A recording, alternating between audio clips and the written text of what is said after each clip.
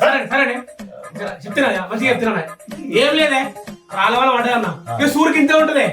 సూరికి ఇంతే ఉంటది పక్క ఉంటే మా ఇల్లేనే ఆ ఇల్లు అన్ని మా ఇంటికి వచ్చి పడుతుంది రాకపోతే నేను మోసిన నీ అవ్వను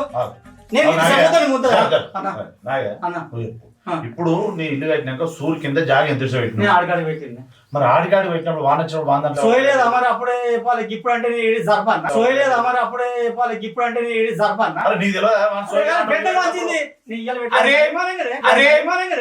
పెద్ద నాయన నుంచి వచ్చింది ఇయ్యాల కొత్తనే వచ్చినప్పుడు వాళ్ళు కూడా నష్టం కదా అంత బుద్ధ అయితే ఏం చేయమంటే ఒక పని చెప్తాను చెప్పు నువ్వు చక్కగా పోయి ఓ దోన్ తీసుకొచ్చి అసలు దోన్ కట్టేసి ఆ వాన పడితే వాన నీళ్ళు పడి